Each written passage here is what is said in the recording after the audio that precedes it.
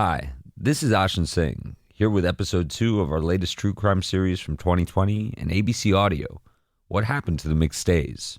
Remember, you can get new episodes weekly on Tuesdays if you follow What Happened to the McStays on Apple Podcasts, Spotify, Amazon Music, or wherever you're listening now. You can also get the entire series ad-free and early by subscribing to 2020 True Crime Plus on Apple Podcasts. Click the link in the description to start your free trial. Now, here's the next episode of What Happened to the McStays. 4 weeks had passed since the McStay family vanished from their Fallbrook home. When the investigator assigned to their case, Detective Troy Dugal, asked Joseph McStay's brother to come to the San Diego Sheriff's Department. March 1st, 2010, it's presently 11:35. I'm at my office at my computer with Michael McStay. Dugal believed he could have a promising lead to share with Michael. He pressed play on a silent, blurry, and dimly lit video. I'm about to show Michael the video that was relayed to me. In the 15-second clip, a group of 4 calmly crosses the U.S.-Mexico border on foot. 2 of the people in the video appear to be adults, a man and a woman. They have with them 2 smaller figures who appear to be children. According to police, the individuals are passing from the U.S. side into Tijuana through the San Isidro terminal. See them going through a long, open-air corridor with metal gates, high sides, and barbed wire on top. They're going to be walking right here, and they're going to come right up this sidewalk. Police say that video of this group of 4 was captured on the very same day that the McStays' Isuzu Trooper was towed from a shopping center, also near the border. The footage is blurry, but the shapes of the people in it still told a story. To Detective Dugal, they look like a mother, father, and 2 children, each parent holding a child's hand. There's the male with a kid. There's the female with a kid. Could this be the McStays? Detective Dugal's first impression of the McStays' disappearance, according to police records, was that something bad had happened to them. He suspected foul play. But this border footage cast new doubt. Maybe the McStays had left of their own accord. In the weeks following the family's disappearance, those who knew the McStays were left scratching their heads. Was the family alive and well in Mexico? Or had something terrible happened to them?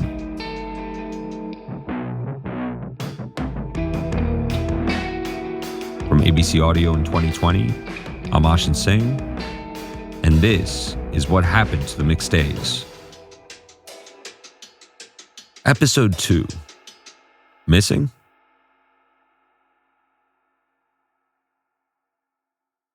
When the McStays vanished, they left behind close family and friends, who all wanted answers.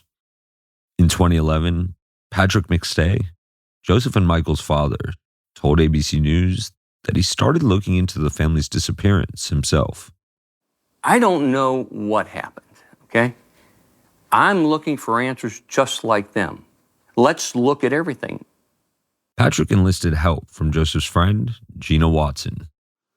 It's not like I always liked true crime, but I liked mysteries, or I'll go down a rabbit hole. And I definitely did that in this case because I wanted to be able to make sense of it all, like something that's so incomprehensible. I will say, yeah, I got a little obsessed. Remember, Gina Watson had met Joseph McStay through work. She says when she learned Joseph and his family had gone missing, she was stunned. Wanting to find a way to help, Gina says she reached out to Joseph's family and eventually connected with Patrick, Joseph's dad. Of course, I was more than happy to help him put some things together. Police had executed a search warrant at the McStays' Fallbrook home. They seized a number of electronic devices and did a forensic analysis of them, looking into the family's finances and bank records. They checked Joseph and Summer's cell phone records, too. Gina says she and Patrick did what they could to help investigators. According to Gina, Joseph had given all his email passwords to his dad for safekeeping. So she and Patrick started going through Joseph's emails together. I was conflicted because it's like I'm in my friend's personal email now. Like, that felt weird, but I want to help go through things as quickly as possible, make sure everything's paid attention to that should be. Gina found a couple of messages that raised red flags for her. She says she found one email about a counseling session for Joseph and Summer, a month before they disappeared. Gina wasn't sure what to make of this. A lot of times, like, they say the husband did it, so you have to be open-minded and say, well, could Joseph have gone mad and done something to his family? I mean, of course, you want to say, no way, and I did think no way, but you want to be open-minded and consider everything. Did Summer, did she do something nefarious? But we could never back any of that up. Another discovery that piqued Gina's interest was a set of transactions from a business account. I saw that there were withdrawals from the PayPal account. A PayPal account that had been set up for the waterfall company to pay vendors and receive payments from customers. But what caught Gina's attention were the withdrawals from the PayPal account in the days immediately after the McStays went missing. All told, nearly $7,000 had been withdrawn.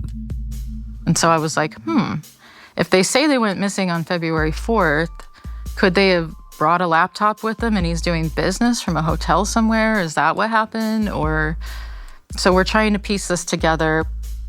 This discovery might have offered a ray of hope that Joseph and his family were still alive. But Gina says she knew it wasn't Joseph initiating these transactions. It was Dan Cavanaugh. You'll remember from our last episode, Dan was Joseph's business partner. As a web designer, he ran the retail site for Earth-inspired products, and he was close to the family. So close, Dan says, the McStay kids called him Uncle Dan. Remember, Dan was the first one to call in a welfare check for the family. Hello? Hey, Dan, Troy. Hey, Detective. How are you doing? Good, how are you doing? Detective Dugal of the San Diego Sheriff's Department asked Dan about the PayPal transactions. Dan had an explanation for the withdrawals. Let me ask you this, Dan. I know you have access for PayPal and PayPal transfers. I know there's been several, all the way back to the 5th. You want me to do this? Itemize out all the transfers and get you receipts? If you could do that and just shoot me a quick ledger on where the money went, that way my questions are answered. Dan explained he needed the money to keep the business afloat. He said the website cost money to maintain. I pay internet advertising companies thousands of dollars a month just to maintain us on the top of Google. And if those guys don't get paid, there is no EIP in their site. You explain that to me. I totally understand it. Dan also told investigators he wasn't anywhere near the McStays' house at the time of their disappearance. He was in Hawaii with his girlfriend. When investigators looked into flight information and Dan's girlfriend, his story checked out. They cleared him from the list of parties potentially involved with the McStays' disappearance. Dan wasn't the only person in the McStays' circle that police spoke to. There were a few others that detectives interviewed, hoping to learn something, anything, about where the family had gone. Among the people on that list was Charles Merritt. Better known as Chase, he was a welder who built custom fountains for Earth-inspired products. Joseph and Chase had worked together for around 3 years. The world of custom water features is small, and Gina Watson had worked in the space for years. She says not everything that she'd heard about Chase was positive. I started hearing more and more of these things, these problems, customer service issues. I did ask Joseph during one of our last conversations, long conversations that I remember, I asked him point blank, you're going to use Chase, exclusively, that's your guy? And he was like, yeah. I know, I've heard, the things, and I know that he's had trouble in the past, but I'm trying to help him. Authorities said what they really wanted to talk to Chase about was his calendar. I saw Joseph Thursday around noon. Thursday, which date? Thursday the 4th. Chase sat down with Detective Troy Dugal and his partner Suzanne Fisk for an in-person interview. Chase said he had a meeting with Joseph the day the McStays went missing to discuss work. 2 projects that we were in the middle of. We had to go over them and make sure all the specs were right, where the different electrical was coming out. Where'd you see him? Going. At Chick-fil-A. Okay. Right. He met me at Chick-fil-A and he bought lunch there. At that February 4th meeting, Joseph and Chase spoke about all kinds of money stuff, as Chase put it. Payments to vendors, payments from Joseph to Chase. There was nothing out of the ordinary about the meeting, according to Chase. But during this interview with detectives, Chase said something that caught their attention. Joseph was one of my best friends. Joseph was one of my best friends. Detective Suzanne Fisk clocked this choice of words immediately. You said Joe was my best friend. Oh. I did. You did? I don't know. Okay. Did you guys have a falling out at all? Never. Okay. So it wouldn't be like he was my best friend and now we're just... No, absolutely not. Okay. Joseph is... Okay, still your best friend. Oh, yeah, definitely. Okay. If Joseph was still Chase's best friend, why did he use the past tense? It has nothing to do with whether it was them going somewhere you didn't help participate in. No, not in any way, shape, or form. Nothing to do with the disappearance, whether it's good or bad. Absolutely not, no. I mean, I don't know of anybody that has anything to gain by Joseph being gone. I think everybody that I know has everything to lose.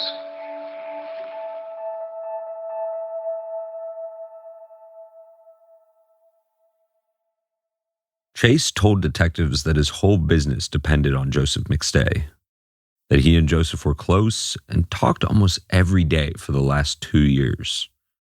Plus, Chase told them he was one of the first people in the McStays' inner circle to help search for the family. On the day Michael McStay went into his brother's home through a back window, it was Chase who had met him there.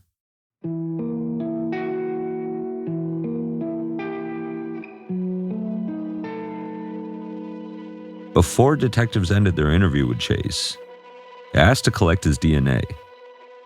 He agreed to a cheek swab. Ultimately, San Diego police determined there was no crime to charge anyone with. No arrests were made, and no indictment filed in the McStays' disappearance. But interviewing people wasn't the only avenue detectives pursued. They also chased and combed through potential evidence, like the family's Isuzu Trooper, the one found near the southern border. Could something inside the vehicle tell detectives what happened to the McStays?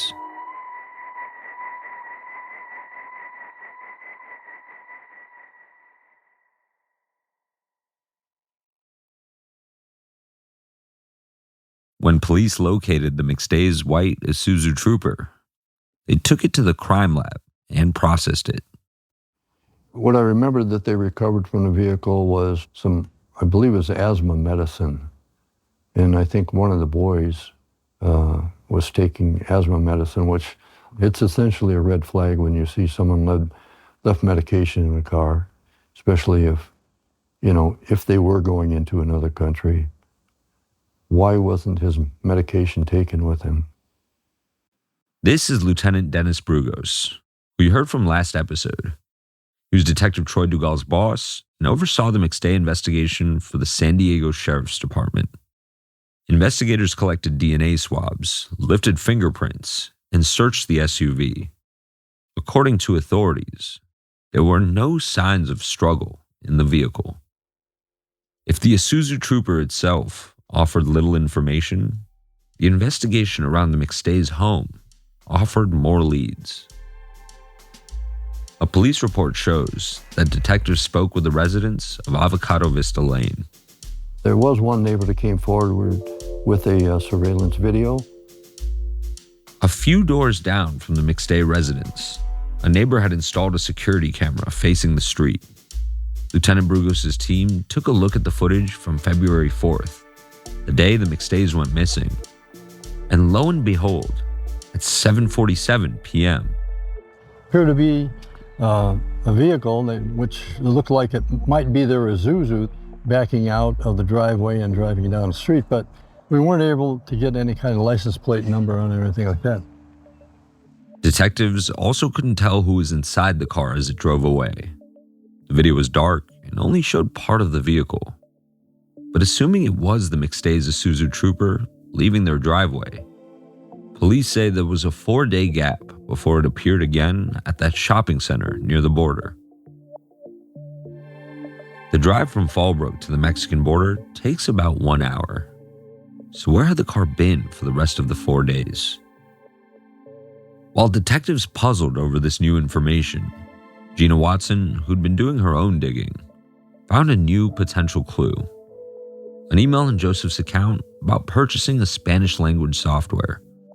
I see an email to someone to get Rosetta Stone Spanish, and it was when Rosetta Stone first came out and everybody was touting it as like, you're going to learn the language, like you'll be fluent if you just do this Rosetta Stone.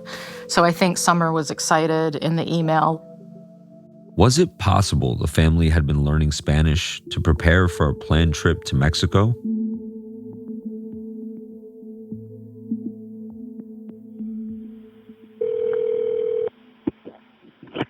It's Mike. Hi, Mike. Troy DeGale. Hey, Troy. In March 2010, a month after the McStays went missing, Detective Dugal called Michael McStay to share another discovery he'd made. Got a little bit of information. Finally got a little bit of a lead. That's good. Yeah. Well, it doesn't tell me where your family's at, but it does tell me which direction they may have went. Dugal said the forensic analysis of the family computer had come back. It showed that about a week before the McStays were last seen, somebody had searched for information about crossing into Mexico with children, including requirements for children's passports. For Detective Dugal, the theory that the family had gone to Mexico voluntarily was looking more and more viable. It was only possible. I think it's above possible now with that information. Earlier in the month, Detective Dugal asked Michael to his office at the police station and showed him that blurry surveillance video of the 4 people crossing the border from the U.S. into Tijuana.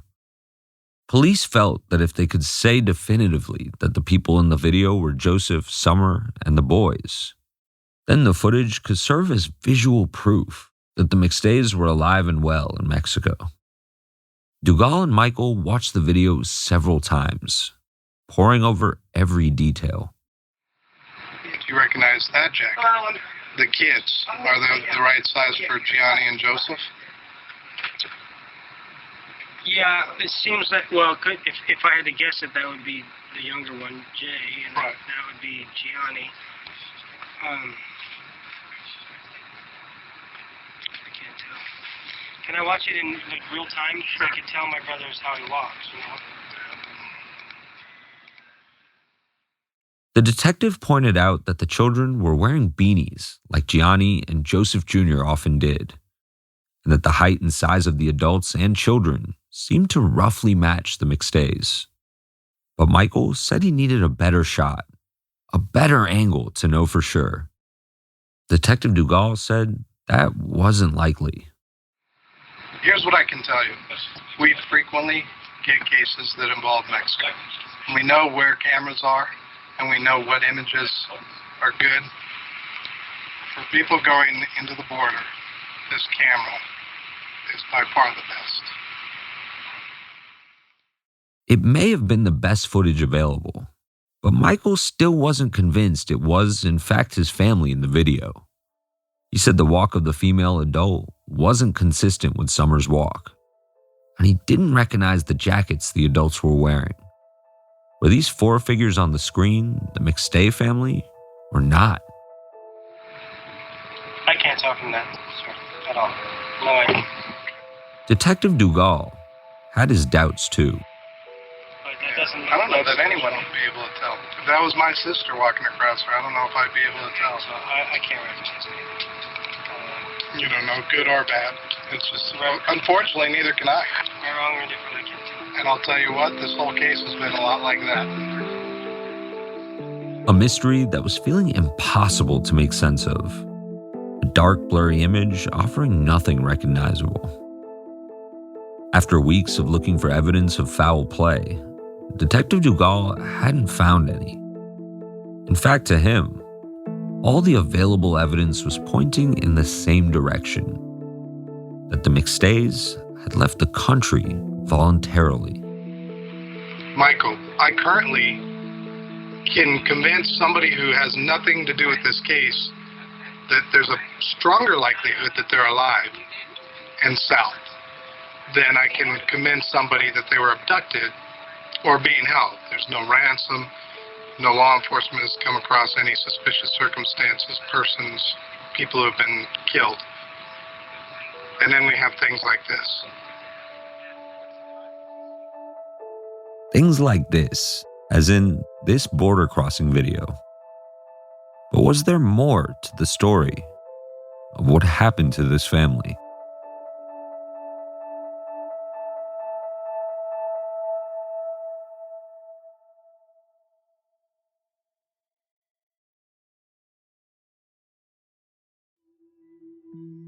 When Joseph's father, Patrick McStay, saw the surveillance footage from the San Ysidro border crossing, he wasn't convinced it was his family. It's blurry, you can't see it. It's a jerky motion, and the man does not have long hair. That's not Joey. Summer doesn't own a coat like that. That's not Summer. Also, Patrick wondered, what about the surveillance cameras en route from the car to the border terminal? Weren't there any? And wouldn't they have caught a clearer picture of the McStays? They had two little boys, 3 and 4 years old. Daddy, I got to go to the bathroom. Daddy, I'm hungry. And I know I had 2 little boys. I know what they do. And you mean to tell me that they didn't go to a restroom? They weren't in and out of stores? They didn't go to a restaurant? In his interview with ABC News, Patrick was clearly upset, and his message to investigators was clear. Get off your rear end, get out there, and find them. Gina Watson also wanted investigators to do more. Lieutenant Brugos, one of the statements I remember him making is that it's not a crime to go missing. And I remember being so angry when I heard that, because I'm like, well, of course it's not a crime to go sit on the beach in Mexico and sip Mai Tais, but that's not what they're doing. I know Joseph, I know he loved his kids. If I disappeared and my kids were gone with me, I get emotional because it's I would want somebody to do something and not just say, well, it's not a crime.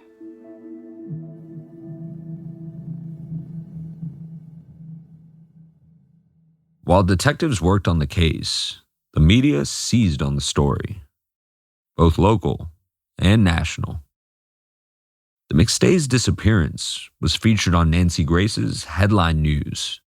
An entire family vanishes, including these small children. What do we know? America's Most Wanted covered it too. Tonight, you could help solve this agonizing mystery. Joseph's family brought attention to the case, giving interviews to news outlets and sending missing flyers down to Mexico. Websites and Facebook pages soliciting tips went up too. And Michael McStay told ABC News in 2011, the public did reach out with suggestions from across the country about where his family could be. Indiana, Tennessee, North Carolina, Florida, Georgia, Montana. The San Diego Sheriff's Department followed up on tips that came in. Detectives notified Interpol to be on the lookout for a missing family that might be in Mexico. Local authorities worked with Mexican authorities to check hospitals and airports. But according to San Diego police, detectives eventually exhausted all their leads. Police ultimately put out a statement saying the family left home of their own free will and turned the case over to the FBI. If there were any sightings of the McStays in Mexico, the FBI had the resources to follow up. Early on, Joseph's family hoped that the 4 missing McStays would turn up safe and sound. But months, even years in, the hope of a return was giving way to fearing the worst. Something's not right. Someone needs to come forward. Someone saw something, someone knows something. I'm suspecting the worst. I'm suspecting foul play. And the worst would come.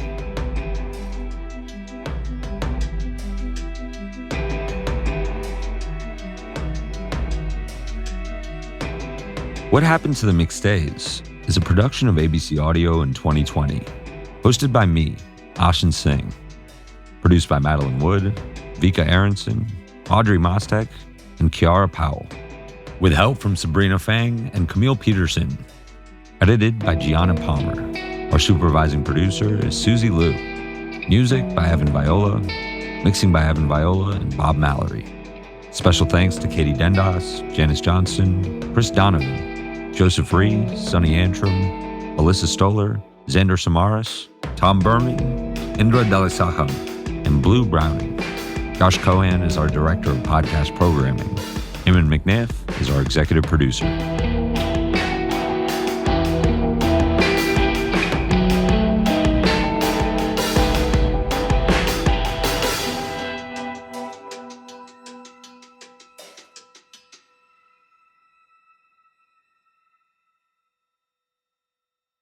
Can't wait for more? Listen to the next episode ahead of everyone else ad-free. Subscribe now to 2020 True Crime Plus on Apple Podcasts. Click the link in the description to start your free trial today.